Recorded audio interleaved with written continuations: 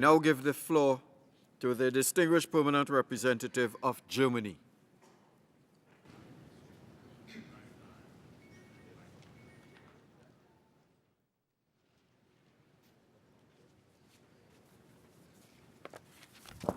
I thank you, Mr. President, and I would like to join my colleagues in thanking Ambassador Puri from India for introducing the report, and also Ambassador Nestor Osorio of Colombia and his team for compiling the annual report presented today, and having done the same thing last year as July Security Council President, I can attest to the arduous work that this entails. Of the numerous issues on the Council's agenda last year, the situation in Syria stands out. Unfortunately, it does so because of what the Council did not do, rather than what it did. We deplore the Council's failure to agree on an effective common approach. This has further aggravated the plight of the Syrian people, and it has led in the international community and in our respective national publics to ask, is the Security Council in its current form still able to live up to the responsibility that the UN Charter has entrusted it with? This has also added to an already growing frustration among member states with the deadlock on Council reform.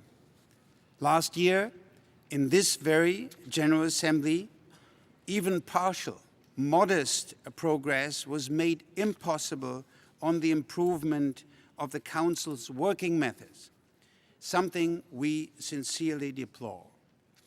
Against this background, we would have preferred two separate debates to be held on the annual report and on Security Council reform, given that both issues merit undivided attention of the General Assembly.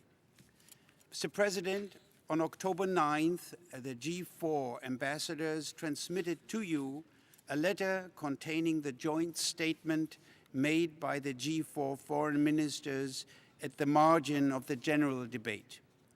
The letter was also shared with all member states. I thus need not repeat its content in detail.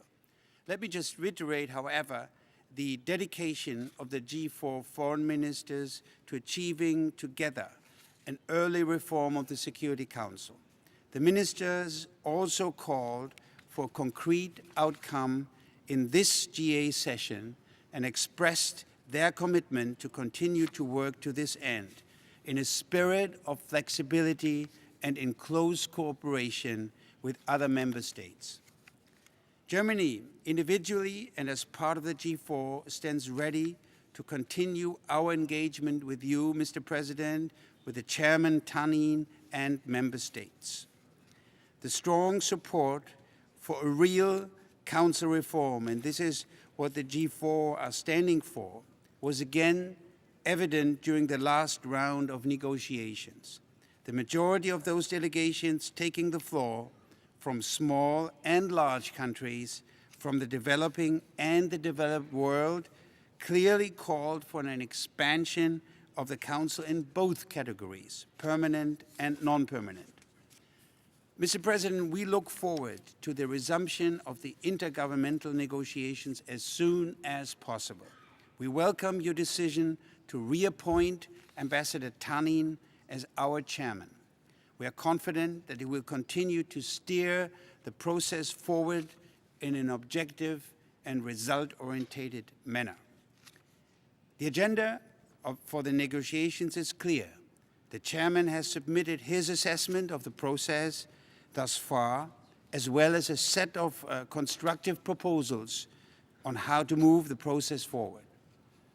The proposals were circulated by your predecessor to all member states and were acknowledged by the General Assembly in its oral decision in September.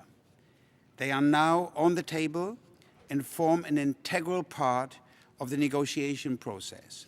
Let us begin discussing these proposals and see how we can best make them operational. We are confident that this will help us to finally move towards real negotiations on this important matter. I thank you, Mr. President. I thank the distinguished permanent representative of Germany